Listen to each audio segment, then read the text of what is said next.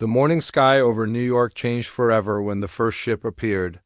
Captain Jake Morrison was drinking his coffee at the military base when every screen in the room went black. His radio crackled with panicked voices from around the world. London reported massive objects blocking out the sun. Tokyo controllers screamed about ships the size of cities hovering over their skyline. Moscow went silent completely. Jake ran outside and looked up. The thing floating above them was bigger than anything humans had ever built. It was dark metal with strange lights pulsing along its edges. The ship cast shadows over half the city. People on the streets stood frozen, pointing at the sky with their mouths open. Dr. Lisa Carter was in her lab when the power died. She worked with animals and plants from other countries, trying to understand how life worked. Her computer shut down in the middle of important research. She grabbed her emergency radio and heard the news reports. Ships had appeared over every major city on Earth. The reporters sounded scared. Lisa rushed to the roof of her building. The ship above was so large she could not see where it ended. It hummed with a low sound that made her teeth hurt. Other people on nearby rooftops were taking pictures with their phones, but the cameras were not working properly. The ship seemed to block all electronic signals. President Alex Turner was in a meeting when his security team burst into the room. They told him about the ships and rushed him to the underground bunker. The bunker had special equipment that still worked. From there, he could talk to other world leaders. Everyone was asking the same questions. Who were these visitors and what did they want? The ship stayed silent for 6 hours. Then every television, radio, and computer screen on Earth turned on at the same time. A voice spoke in perfect English, and somehow everyone heard it in their own language. The voice was cold and mechanical. People of Earth, we are the Corvani Empire. We have traveled far to bring order to your world. Your technology is primitive. Your society is chaotic. You fight wars over small pieces of land and simple resources. This ends now. Jake watched the broadcast with his fellow soldiers. None of them spoke. The voice continued. We have conquered 1,000 worlds. Each planet we visit becomes better under our guidance. You will work for us. You will follow our rules. In return, we will give you peace and purpose. You have 3 days to surrender your weapons and your leaders. If you refuse, we will demonstrate why resistance is useless. The broadcast ended. Every screen went black again. People around the world stood in silence, trying to understand what had just happened. Earth was being invaded, and the invaders spoke like they were doing humans a favor. Lisa ran back to her lab. Her research computer was working again, but it was different. New programs had been installed. The aliens had somehow changed every computer on Earth in just a few minutes. She realized these beings had technology beyond human understanding. Jake gathered his men in the briefing room. They were good soldiers, but they looked scared. Their weapons seemed like toys compared to what they had just seen. The aliens had not fired a single shot, but they had already shown complete control over human technology. What are your orders? Sir, asked Sergeant Pete Williams. Jake looked at his men. He thought about his family, his country, and his planet. We wait. We watch. We learn everything we can about these aliens. And we prepare to fight if we have to. President Turner spoke with world leaders through the secure bunker communications. The Chinese premier was angry and wanted to attack immediately. The European Council wanted to negotiate. The African Union suggested hiding and waiting. Everyone had different ideas, but none of them had weapons that could reach the alien ships. Dr. Carter started taking notes about everything she observed. The aliens called themselves an empire, which meant they had a government and society. They talked about conquering other worlds, so they were experienced at this. They wanted humans to work for them, which meant they needed something from Earth. On the second day, the ships began moving. Smaller craft emerged from the massive vessels and flew over cities. They scanned buildings with bright lights. They took pictures of military bases, factories, and farms. The smaller ships moved faster than any human aircraft. Jake tried to track the alien scouts with radar, but the readings made no sense. The ships seemed to appear and disappear at will. His fighter jets could not get close enough to see them clearly. The aliens were studying Earth like scientists studying insects. Lisa noticed something important. The alien ships avoided certain areas where she knew dangerous bacteria lived. They stayed away from swamps, sewage treatment plants, and hospitals. Maybe these advanced beings were afraid of Earth germs. On the third day, the voice returned to every screen on Earth. Your time is over. We see your military preparations. We know your hiding places. You cannot fight us. Watch now and understand. Your future. Every satellite in orbit around Earth suddenly stopped working. Communication systems failed. GPS navigation went dark. In 30 seconds, the aliens had blinded humanity's electronic eyes. Then the demonstrations began. A beam of light shot down from the ship over New York. It hit an empty military base and turned it into glass. The same thing happened in Moscow, Beijing, and London.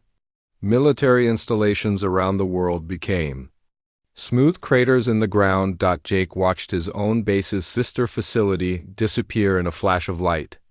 The message was clear. The aliens could destroy anything they wanted, whenever they wanted. President Turner had no choice. With military leaders from around the world, he prepared humanity's surrender. But as he signed the documents, he sent secret messages to underground bunkers and hidden facilities. The war was not over. It was just beginning. 6 months had passed since the surrender, and Earth was no longer the same planet. The Kavani had built processing centers in every major city. These were huge gray buildings where humans lined up each morning to be given work assignments. The aliens wore special suits that covered their entire bodies and breathed through filters. Commander Ryan Beck crawled through the abandoned subway tunnels beneath New York. His resistance cell had made their home in the dark spaces the aliens ignored. 23 people followed him, all that remained of his original unit of 200 soldiers. The others had been taken to the processing centers and shipped off-world to work in alien mines. "Movement up ahead," whispered Corporal Nancy Foster. She was their scout, small and quick enough to move through the tunnels without making noise. "Looks like another group trying to reach the safe zone." Ryan peered around the corner. 5 people were stumbling through the darkness, including 2 children. They looked hungry and scared. One of the adults had the blank stare that meant he had been processed, but somehow escaped. The processing centers were the worst part of the occupation. Humans went in as normal people and came out as empty shells. The aliens put small devices in their heads that made them obey without question. The processed humans worked without rest, ate only when told, and never tried to escape. Dr. Lisa Carter had been hiding in an underground laboratory for 4 months. She had managed to save some of her research equipment when the aliens took over the surface. Every day she studied pieces of Corvani technology that the Resistance brought her. The alien devices were amazing but also strange. "Their computers are too perfect," she told herself while examining a broken alien scanner. The machine was built to do exactly one job and could not be changed.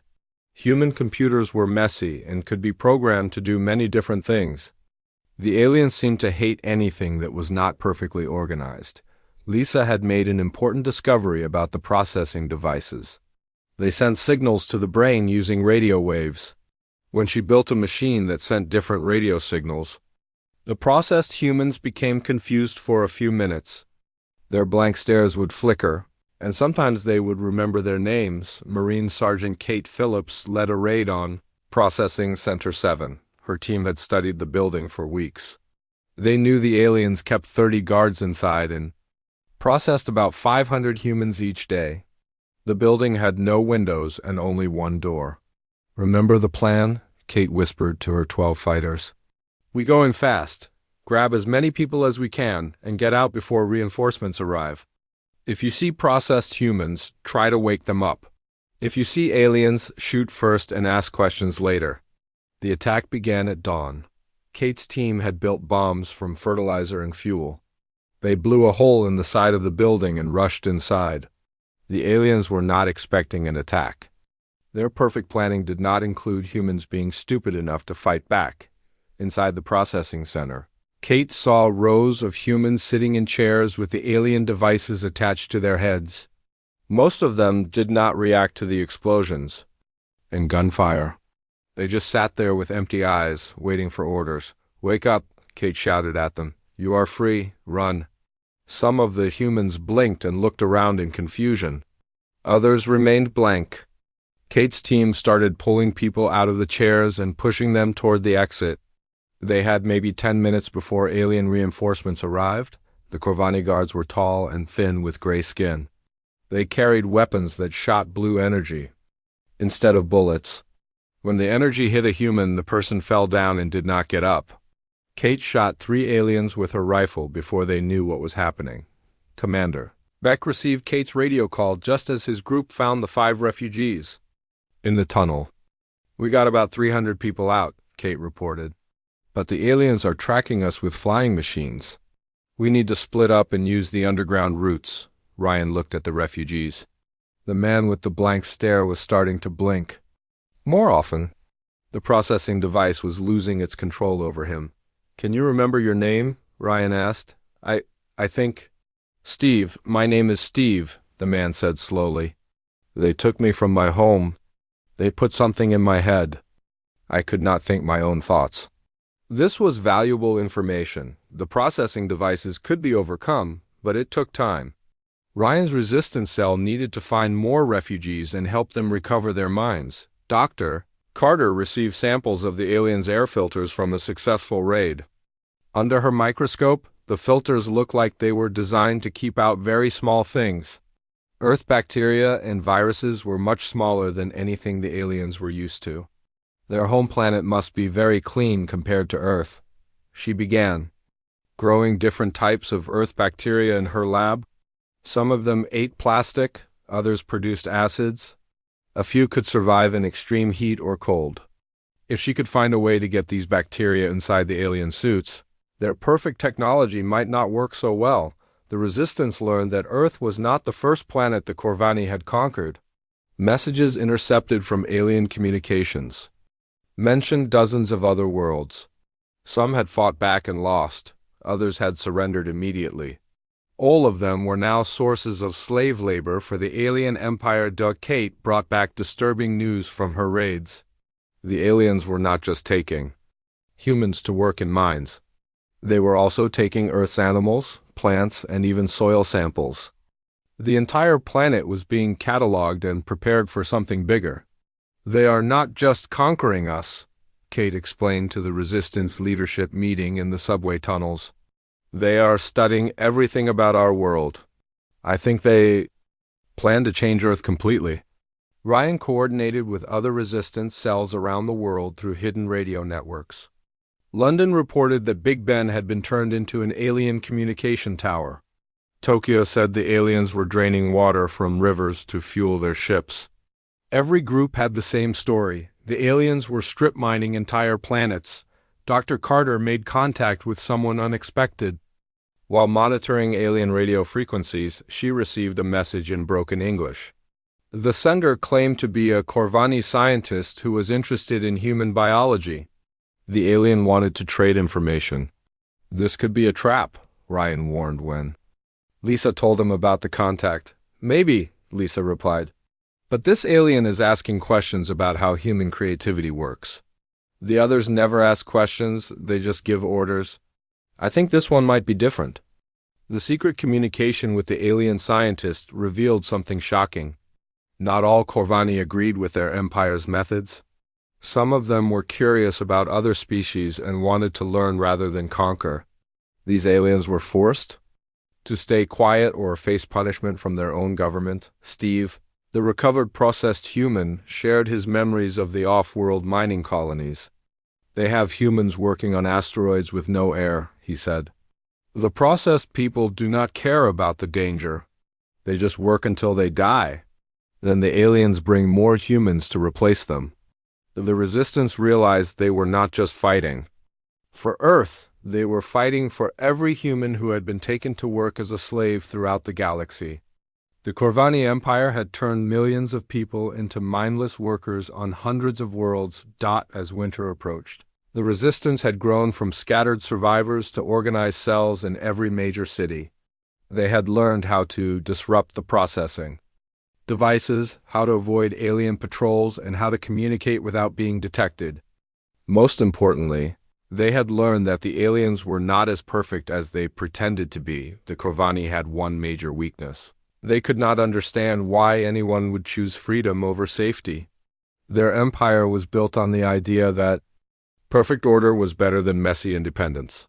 They could not imagine that humans might prefer to struggle and fail on their own rather than succeed as slaves. Ryan looked at his growing resistance network and smiled for the first time in months. The aliens had made a mistake when they tried to enslave humanity. They had united every human on Earth against a common enemy. The uprising was coming, and the Corvani had no idea what was about to hit them. Danny Cooper pretended to be stupid as he worked in the mining facility on Europa, one of Jupiter's moons. The Corvani had processed him 6 months ago, but the device in his head had malfunctioned during transport. He could think clearly while acting like a mindless worker. This made him the perfect spy. The alien overseers believed all processed humans were the same.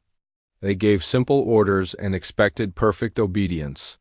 Danny nodded and followed directions while secretly studying everything around him. The mining equipment was incredibly advanced, but it was also inefficient by human standards. Unit 7743, increase extraction rate, commanded Overseer Zekthal through the facility's speakers. The alien used numbers instead of names for all human workers. Danny operated the massive drilling machine exactly as programmed, but he noticed something the aliens had missed. The drill was cutting through valuable crystals and destroying them. A small change to the cutting angle would increase the harvest by 30%. Danny made the adjustment when no one was watching. Within a week, Danny's machine was producing more crystals than any other in the facility. Zekthal noticed the improved numbers and came to investigate. The alien was tall and thin with gray skin and large black eyes. Like all Corvani, he wore a full environmental suit. Unit 7743, explain increased output, Zekthal ordered. Danny had prepared for this moment. He acted confused and pointed at the machine. Machine works better now. Unit 7743 not know why. The alien examined the drilling equipment but could not understand what had changed. The Corvani were excellent at building things, but they followed exact blueprints and never improvised. Danny's simple modification was invisible to their rigid thinking. Back on Earth, Dr. Lisa Carter had successfully weaponized several Earth bacteria. Her laboratory now contained samples that could eat through alien metal, disrupt their electronics, and poison their air filters. The problem was getting these weapons close enough to the aliens to be effective. Their suits are completely sealed, Lisa explained to Commander Ryan Beck during their secret meeting, but they have to remove them sometimes for maintenance. If we could contaminate their living spaces, the bacteria would spread through their entire facility. Ryan studied Lisa's research notes. How long would it take to affect them? The fast-acting bacteria would cause equipment failures within hours. The slower ones would make their air unbreathable in about a week. But Ryan, this is biological warfare. Once we release these organisms, we cannot control where they spread. The moral weight of using such weapons troubled Lisa. She was a scientist who believed in preserving life, not destroying it. But the alternative was allowing the Corvani to enslave every human on Earth. And throughout the galaxy. Sergeant Kate Phillips reported success in her latest rescue mission. We hit Processing Center 12 and freed over 400 people. But something strange happened. Some of the processed humans fought back against the aliens without any help from us. This was new information. Kate explained that about 20 processed humans had suddenly become violent toward their Corvani guards. They attacked with tools and bare hands, fighting like they remembered being free. The processing devices seemed to be failing on their own. The alien scientist who had been secretly communicating with Dr. Carter revealed more about Corvani society. Through encrypted messages, the scientist explained that his name was Mekvarn, and he belonged to a group of Corvani researchers who questioned their empire's expansion policies. Many worlds show us new ideas, Mekvarn transmitted in broken English. Empire says ideas are dangerous. Empire wants all worlds same. Some of us think different thoughts make stronger society, not weaker. Lisa realized that the Corvani Empire was facing internal disagreement. Not every alien supported the slavery system. Some of them were as trapped by their rigid society as the humans were by the processing devices. Danny Cooper's mining improvements caught the attention of more alien overseers. They transferred him to a special facility where the most valuable crystals were processed. This gave him access to the central computer systems that controlled the entire operation while pretending to clean equipment. Danny studied the alien programming language. It was based on mathematical formulas rather than words, but the logic was similar to human computer code. More importantly, the aliens never changed their security passwords because they believed processed humans could not think creatively. President Alex Turner had been operating from hidden bunkers since the surrender. His secret government maintained contact with resistance cells worldwide through coded radio broadcasts. The resistance had grown from a few thousand survivors to organized networks in every country. Phase 2 begins tomorrow, Turner announced, during a secure video call with resistance leaders. Every cell will attack their local processing centers simultaneously. We have the electromagnetic weapons to disrupt the control devices, and Dr. Carter has given us biological agents to contaminate alien facilities. The plan was ambitious and dangerous. If it failed, the Corvani would realize that humans were more capable than they appeared. The aliens might decide that Earth's population was too troublesome to control and simply eliminate everyone. Mek Varn warned Dr. Carter about the risks. Empire has weapons that destroy planets. If humans show too much resistance, High Command might decide Earth not worth keeping. Other worlds tried big attacks, those worlds now empty space. This information changed everything. The resistance could not simply defeat the local Corvani forces. They needed to win so quickly and completely that the aliens could not call for reinforcements from their empire. Kate Phillips trained her fighters for the coordinated attack. We have one chance to get this right. Hit fast, free as many people as possible, and capture alien equipment. The processed humans will be confused at first, but they will remember how to fight. Danny made his move on Europa. He had learned enough about Corvani computer systems to access their communication networks. While the aliens slept in their sealed chambers, he sent a message to every human facility in the solar system. This is Danny Cooper calling all human workers. The processing devices can be overcome by strong electromagnetic pulses. Build weapons from mining equipment. Fight back when you see the signal. Earth is rising. Join the revolution. The message spread through the alien network before their security systems could stop it. Humans on mining stations around Jupiter, Saturn, and the asteroid belt received the information. For the first time since the invasion, they had hope. Dr. Carter made her decision about the biological weapons. We use them, but carefully. Target only military installations and processing centers. Avoid civilian areas where humans might be exposed. The bacteria were loaded into small drones built from scavenged electronics. Each drone could carry enough organisms to contaminate an entire alien facility. The attack would be silent and invisible until it was too late for the aliens to respond. Ryan Beck coordinated the final preparations. Remember, this is not just about freeing Earth. We are fighting for every human in the galaxy and every species. The Corvani have enslaved. If we win, we break their empire. If we lose, they will make sure no one ever tries to resist them again. On the night before the attack, resistance fighters around the world checked their equipment one last time. They had electromagnetic pulse weapons built from alien technology, biological agents that could disable Corvani systems, and most importantly, they had the determination to die fighting rather than live as slaves. The processed humans in the facilities began to stir restlessly. The collective electromagnetic fields from all the resistance weapons were already interfering with their control devices. Deep in their suppressed minds, they were remembering what it felt like to be free. Ze Kaithal noticed the strange behavior among his human workers but did not understand what it meant. The Corvani had never encountered a species that could overcome their processing technology through pure willpower and ingenuity. As dawn approached on Earth, millions of humans prepared to reclaim their planet. They did not know if they would succeed, but they knew they would not surrender. The spark of rebellion was about to become a fire that would spread across the entire galaxy. The uprising began at exactly midnight Greenwich time. Across 6 continents, resistance fighters emerged from sewers, abandoned buildings, and hidden bunkers. They carried weapons built from stolen alien technology and electromagnetic pulse, devices that could disrupt the processing implants. Captain Jake Morrison led the assault on the main Corvani command ship hovering over Geneva. His team had spent months studying the alien vessel's defensive patterns.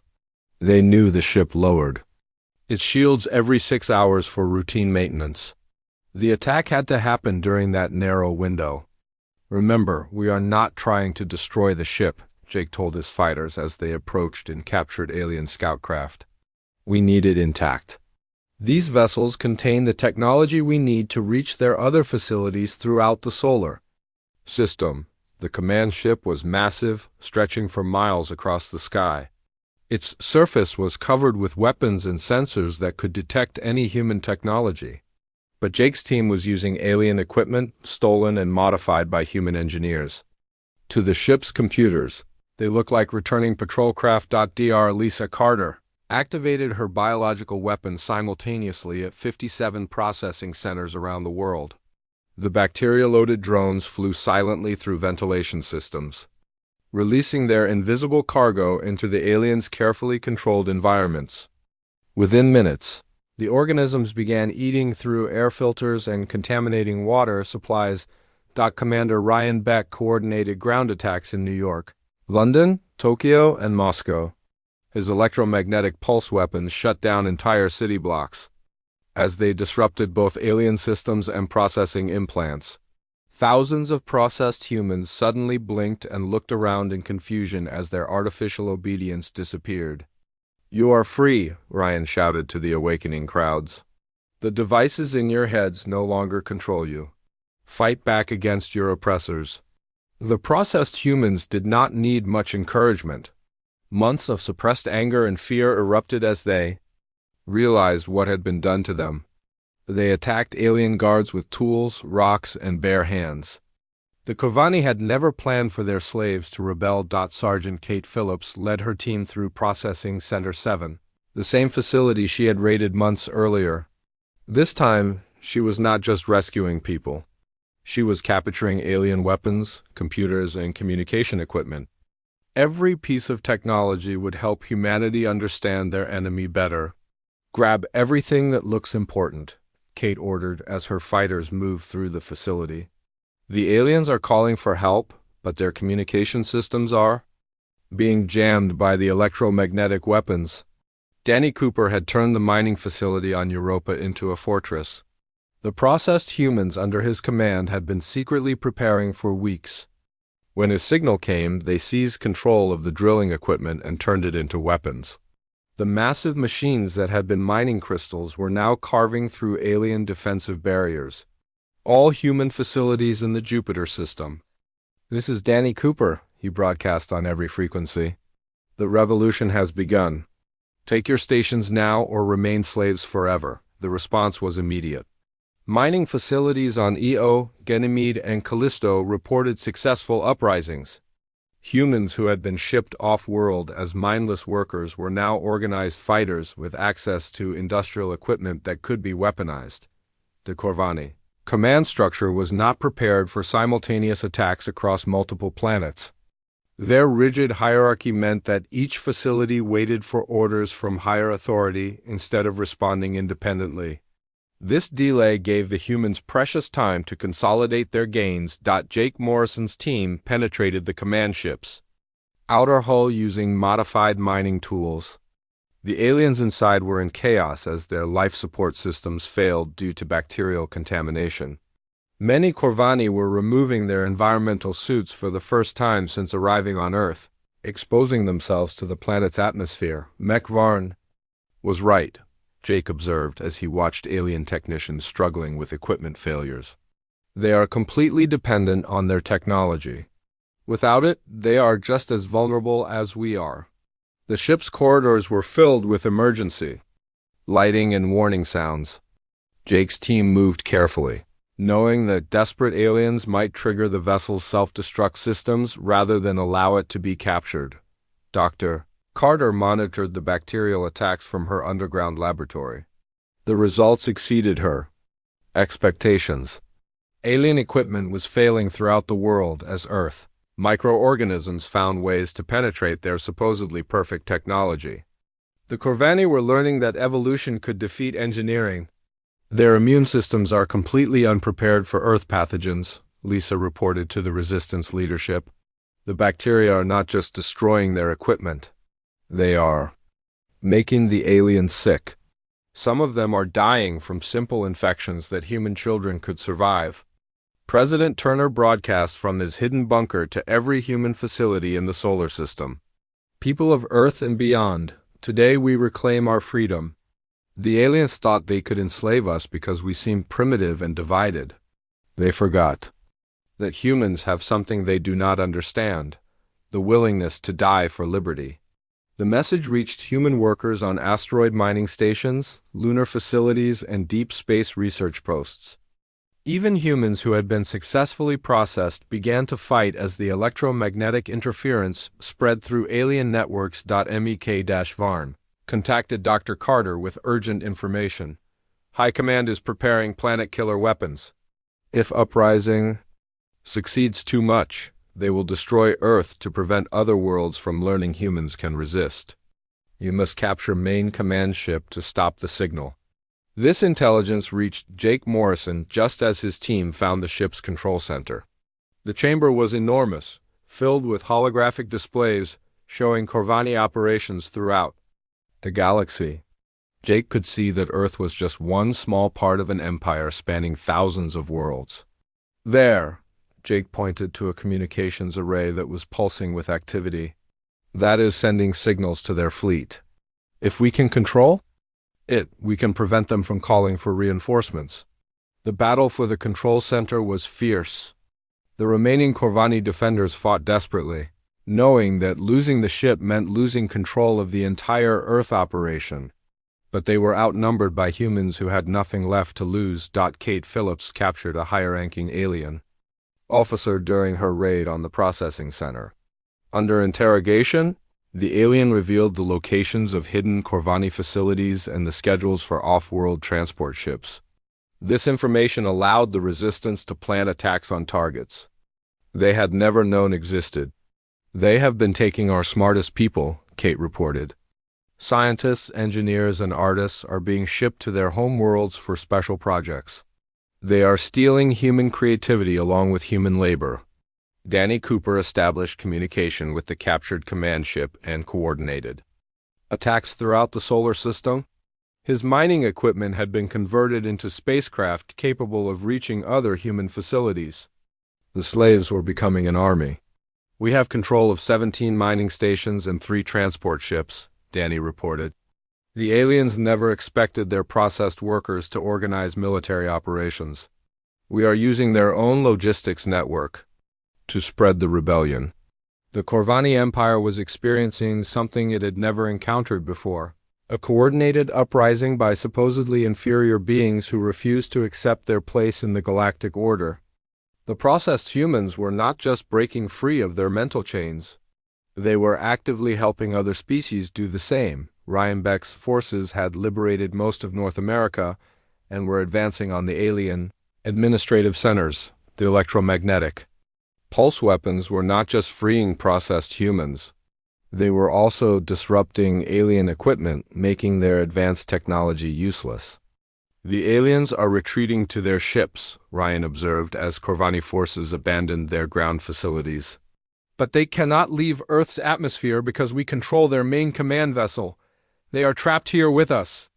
As the first day of the uprising ended, humanity had achieved something the Corvani had thought impossible. An enslaved species had not only broken free but had turned the tools of oppression into weapons of liberation. The fire of revolution was spreading. Beyond Earth to every world where humans had been taken as slaves, the galaxy would never be the same. Captain Jake Morrison stood on the bridge of the captured Corvani command ship, now renamed the Freedom. 3 weeks had passed since the successful uprising, and humanity was no longer just defending Earth. They were taking the fight to the aliens across the solar system and beyond. The bridge was a mix of alien technology and human modifications. Engineers had rewired the ship's systems to work with human neural patterns instead of Corvani thought processes. The result was a vessel that was faster and more adaptable than anything the aliens had built. Incoming transmission from the Mars colonies, reported Communications Officer Beth Taylor. They have identified 17 Corvani facilities on the Red Planet and are requesting support for simultaneous attacks. Jake studied the tactical display showing Corvani positions throughout the solar system. The aliens had been mining Mars for rare metals while using human slave labor. Now those same humans were building weapons from mining equipment and planning coordinated strikes. Tell Mars we will provide orbital support, Jake decided. Launch in 6 hours. Time to show the Corvani what happens when humans go on the offensive. Doctor? Lisa Carter worked around the clock in her expanded laboratory aboard the Freedom. The captured alien ship contained research facilities that were far more advanced than anything on Earth. She was using this equipment to develop new biological weapons while studying Corvani physiology. Their immune systems are even weaker than I thought, Lisa explained to the Resistance leadership during their daily briefing. The bacteria I developed have mutated inside their facilities. The new strains are spreading through their air recycling systems and contaminating their food supplies. The biological warfare was having effects beyond just equipment failure. Corvani forces throughout the solar system were getting sick from exposure to Earth organisms. Their perfect environmental suits could not protect them from microscopic enemies that evolved faster than their technology could adapt. Commander Ryan Beck led ground forces on Earth in hunting down remaining alien holdouts. Most Corvani had retreated to fortified positions, but they were running out of supplies as human forces cut off their supply lines. They are requesting negotiations, Ryan reported from the ruins of Processing Center 1 in New York. The local commander wants to discuss terms for evacuation. No negotiations, Jake replied firmly. They had their chance to leave peacefully before they started enslaving people. Now they stay and face justice, or they fight and die. Danny Cooper had become the unofficial admiral of humanity's space fleet. The mining equipment he had converted into weapons was now being used to build actual warships. Human engineers were combining alien technology with their own innovations to create vessels that neither species could have built alone. Fleet status report, Danny announced from his flagship, the former mining vessel now called Hammer of Earth.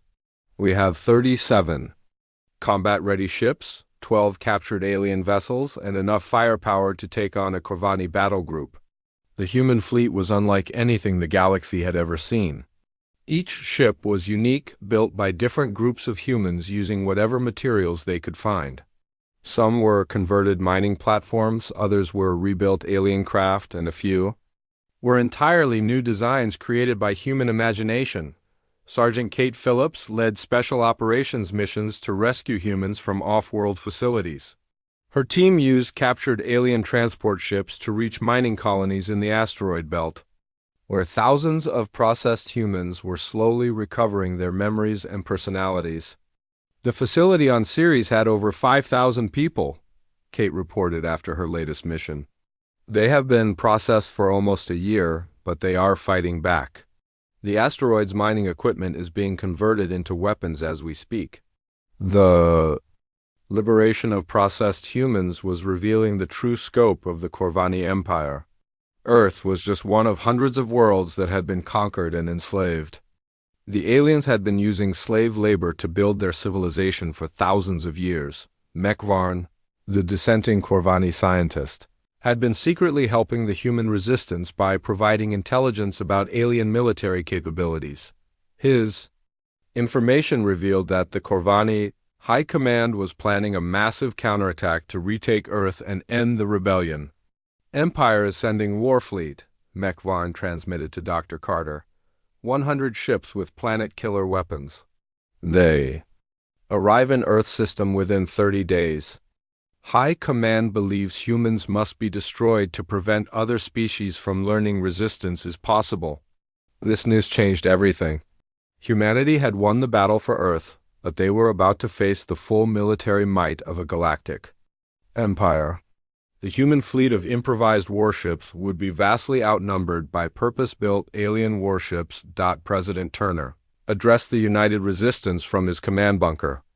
We always knew this day would come. The aliens cannot allow our rebellion to succeed because it would inspire their other slaves to fight back. We must prepare for the battle that will determine the future of human freedom. Jake Morrison began planning humanity's defense strategy. The captured command ship gave him access to Corvani military databases, revealing their tactical doctrines and weapon capabilities. The aliens were powerful, but they were also predictable. They fight like machines, Jake observed while studying alien battle records. Perfect formations, standard tactics, no improvisation. They have never faced an enemy that could think creatively during combat. Human engineers worked frantically to upgrade their fleet with whatever alien technology they could understand. Weapons that had been designed for mining were modified for space combat. Shield generators meant to protect against asteroid impacts were enhanced to stop alien energy weapons. Danny Cooper coordinated the defense of the outer solar system. We place our strongest ships near Jupiter and Saturn. Force them to fight in the asteroid belt where we can use the rocks as weapons. Make them come to us on our terms. The plan was audacious and desperate. Humanity would use the solar system itself as a weapon, turning planets and asteroids into tactical advantages.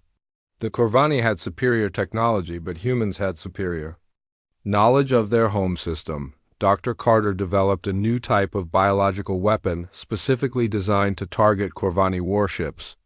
Their vessels use organic components in their life support systems, she explained. If I can introduce the right bacteria into their air recycling, their entire fleet could be disabled without firing a shot. The weapon delivery system was elegant in its simplicity. Human ships would ram alien vessels and release bacterial payloads before being destroyed. It was a suicide mission, but volunteers lined up to pilot the attack craft. Kate Phillips trained former processed humans to fight in zero gravity. You have been slaves on space stations and mining platforms. Now you know those facilities better than the aliens do. We are going to turn their own infrastructure against them. The human resistance had discovered that processed humans retained technical knowledge even when their personalities were suppressed. Former engineers remembered how to build things, former pilots knew how to fly ships, and former soldiers understood tactics. They were becoming a formidable military force. Mekvarn revealed that not all Corvani supported the Empire's decision to destroy humanity. Many scientists and researchers believe humans show valuable traits that should be studied, not eliminated. If High Command fails to quickly crush rebellion, internal opposition may grow stronger. This information gave humanity hope that they were not fighting the entire Corvani species, just their authoritarian government. If the Empire could be defeated or weakened, more moderate aliens might take control and end the slavery system. Ryan Beck established communication networks with resistance movements on other conquered worlds. We are not alone, he announced to the human fleet. 17 other species have begun their own uprisings after learning about our success. The Empire is facing rebellions throughout the galaxy. The news that humanity's rebellion had inspired other enslaved species transformed the conflict from a desperate defense into a war of liberation. Earth was no longer fighting for its own survival. It was fighting to free the entire galaxy from Corvani oppression. As the alien war fleet approached the solar system, humanity prepared for the battle that would determine whether freedom or slavery would rule the stars. They were outnumbered, outgunned, and facing an enemy with thousands of years of military experience, but they had something the Corvani could never understand: the unbreakable human spirit that chose death over enslavement. The hammer was about to fall, and the galaxy would never be the same. The Corvani war fleet emerged from faster-than-light travel at the edge of the solar system like a dark cloud blotting out the stars.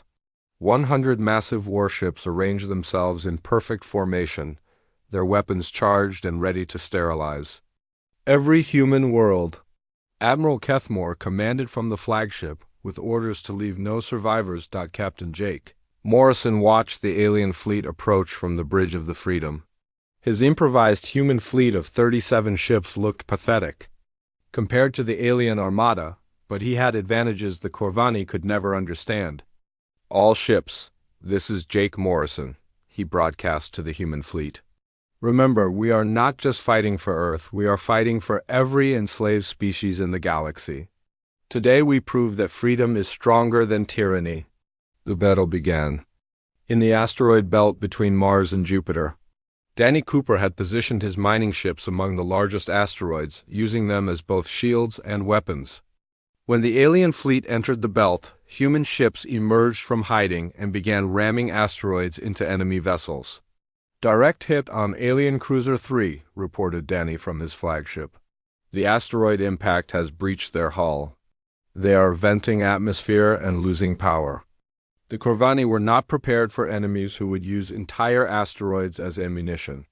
Their perfect formations became a disadvantage when massive rocks started flying at them from unexpected directions. Human pilots flew their ships in chaotic patterns that alien computers could not predict. Dr. Lisa Carter released her biological weapons during the first hour of battle. Modified bacteria spread through space on micrometeorites, seeking out the organic components in alien ship systems. Within minutes, Corvani vessels began experiencing life support failures as Earth organisms contaminated their air supplies. "Their environmental systems are shutting down," Lisa reported from her laboratory on the Freedom. "The bacteria are multiplying faster than their sterilization systems can kill them. They will have to choose between breathing contaminated air or suffocating in sealed suits." Commander Ryan Beck led boarding parties onto disabled alien ships. His teams had trained for zero-gravity combat using captured Corvani equipment. They moved through alien corridors like ghosts, appearing where the enemy least expected them. "Bridge secured," Ryan announced as his team captured another alien vessel. "The crew is either dead from bacterial infection or surrendering without a fight. We now have 12 captured enemy ships under human control." The battle raged for 3 days, as human forces used every trick they could imagine. They hid ships inside hollowed-out asteroids, used solar flares to disable alien sensors, and even crashed empty vessels into enemy formations to create confusion. The Corvani had superior technology, but humans had superior imagination. Sergeant Kate Phillips commanded a squadron of former processed humans who knew alien systems better than their builders. They infiltrated enemy ships through maintenance shafts and cargo bays, sabotaging critical systems from within. The aliens never considered that their slaves might remember technical details. Kate explained as her team disabled another alien cruiser. "Every human who worked on their ships knows exactly where to place explosives for maximum damage." Admiral Kethmore found himself fighting an enemy unlike anything in Corvani military history. Human ships appeared where sensors said. There was empty space, disappeared when targeted, and continued fighting even after suffering catastrophic damage. His perfect battle plans were useless against such chaos. "High Command, this is Admiral Kethmore," he transmitted to the Corvani homeworlds. "The humans are not fighting like a primitive species. They are using tactics we have never encountered, requesting additional reinforcements." The response from High Command was immediate and harsh. "Admiral, you have the largest fleet in the Empire. Destroy the humans immediately or face charges of incompetence. No reinforcements will be sent." Meanwhile, Mekvarn and other dissenting Corvani scientists watched the battle from secret locations throughout the Empire. The sight of humans defeating superior alien technology inspired them to take action. They began sabotaging Imperial facilities and broadcasting information to enslaved populations on other worlds. "The humans have proven that the Empire can be defeated," Mekvarn transmitted to Dr. Carter during a brief ceasefire. Rebellions are beginning on 47 worlds. The High Command is losing control of the outer colonies. President Turner coordinated with resistance movements throughout the galaxy from his command bunker on Earth. The communication networks established by the human fleet allowed him to speak directly with leaders of other enslaved species. The Kovani Empire is crumbling, Turner announced to the Galactic Resistance. Their fleet at Earth is trapped and running out of supplies. Their homeworlds are facing internal rebellion. The age of slavery is ending. On the fourth day of battle, Admiral Kefnor made a desperate decision. He ordered his remaining ships to ram Earth directly, hoping to destroy humanity's homeworld even if it meant sacrificing his entire fleet. The massive alien vessels broke formation and accelerated toward the blue planet. Jake Morrison had anticipated this move. All ships, execute Operation Last Stand, protect Earth at all costs. The human fleet moved to intercept the alien death charge. Ships that had been built from mining equipment and held together with improvised repairs threw themselves at vessels 10 times their size. The space between Earth and Mars became a graveyard of twisted metal and brave souls. Danny Cooper's flagship collided with the alien flagship in an explosion that could be seen from Earth's surface.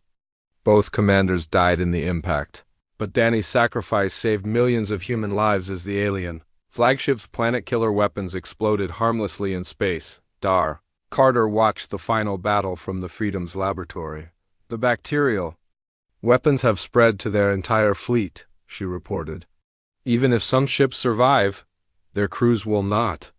Earth's microorganisms are winning the war we could not fight with weapons alone. The last alien ships surrendered when their life support systems completely failed. The surviving Corvani were dying from infections that Earth children could survive easily. Their perfect technology had been defeated by invisible enemies, too small to see. Kate Phillips led the occupation of the surviving alien vessels. Inside, she found evidence of the Empire's true scope, thousands of enslaved worlds, billions of captive beings, and a tyrannical system that had lasted for millennia. We are not just liberating humans, Kate realized as she studied the alien databases. We are breaking chains that have held entire civilizations in bondage for thousands of years. The news of humanity's victory spread throughout the galaxy, faster than any spacecraft. On world after world, enslaved species rose up against their Corvani oppressors. The empire that had seemed invincible began collapsing as its foundation of fear crumbled. Ryan Beck established the first Galactic Liberation Council, bringing together representatives from dozens of freed species. We will not repeat the Corvani mistake of forcing our values on others, he declared. Each world will govern itself according to its own nature and culture. 5 years after the invasion of Earth, Jake Morrison's daughter Katie played in a park in New Geneva alongside children from 17 different species. Their parents worked together in the Galactic Research Institute, sharing knowledge that had been hoarded by the Empire for millennia. Dr. Carter, now director of the Institute, often walked through the diverse community that had grown around the former alien command ship. Humans, reformed Corvani, and dozens of other species lived and worked together as equals. The Empire thought diversity was weakness, Lisa reflected while watching the children play. They tried to make everyone the same through force. We are proving that differences make us stronger when we choose to cooperate. The Corvani home worlds had transitioned to democratic government under the guidance of Mekvarn and other reform-minded scientists. The former empire became the Galactic Cooperative, dedicated to mutual aid rather than conquest. Of President Turner, now Secretary General of the Galactic Liberation Council, stood before representatives from over 300 worlds. 20 years ago, aliens tried to enslave Earth. Today, we celebrate the anniversary of our liberation not with revenge, but with hope for a future where no being will ever be enslaved again. The galaxy had learned an important lesson from humanity's resistance. Advanced technology could not conquer the spirit of freedom. Perfect order could not eliminate the chaos of creativity. And no empire, no matter how powerful, could last forever when it was built on the suffering of others. Earth's children grew up in a universe where slavery was illegal, where every species had the right to self-determination, and where the greatest strength came from cooperation rather than conquest. The aliens had tried to enslave Earth, but instead they had freed the galaxy. The new dawn had begun, and it shone on a cosmos where freedom was not just a human dream but a galactic reality.